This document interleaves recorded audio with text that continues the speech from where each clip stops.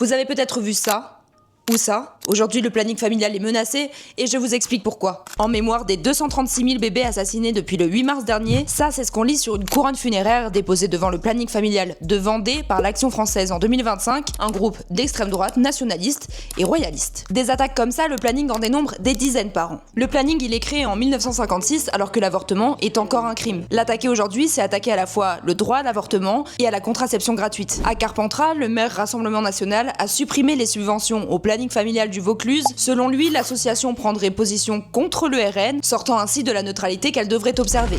Alors pour rappel, ce maire, il y a quelques années, comparait l'avortement à la Shoah, au génocide rwandais ou au crime de Daesh, dans un tweet qu'il a depuis supprimé. Bah pourquoi Gérard ? Alors pour rappel, le planning familial a parfaitement le droit d'exprimer une position en lien avec son objet associatif, et ça en vertu de la liberté d'association et d'expression protégée par la Constitution. Le problème, c'est que Carpentras ne fait pas figure d'exception. Objectivement, partout où les subventions s'effacent, la couleur politique penche nettement à droite. Dans la Drôme, où 7 centres de santé sexuelle ont déjà fermé, on retrouve les Républicains. Dans le Loiret, LR, UDI et Horizon en Pays de la Loire. Et comment justifier les coupes de la part des administrations ? En Gironde, l'ARS invoque des résultats non probants. Et tout ça, ce sont des choix politiques pour la présidente du planning familial. Depuis des années, l'association subit des attaques répétées sur l'avortement, les personnes trans, les personnes LGBTQIA+, des menaces qui s'intensifient à mesure que l'extrême droite progresse. Pourtant, le climat est de plus en plus affolant, les infections sexuellement transmissibles sont en hausse, particulièrement chez les jeunes, tout comme les violences dans le couple. Et ceux qui trinquent, ce sont encore les femmes, les jeunes, les personnes immigrées, les personnes trans, les personnes précaires. Dans son rapport annuel de 2025, le planning le rappelle, les droits des femmes peuvent basculer au moindre choc politique, économique ou religieux. Ils ne sont jamais définitivement acquis et sont une lutte de chaque instant. Le droit à l'IVG est maintenant dans la Constitution. Après, pour y accéder concrètement, c'est une autre histoire et elle s'écrit déjà département par département. Chaque année, ce sont près de 500 000 personnes accueillies dans les centres et les permanences du planning familial.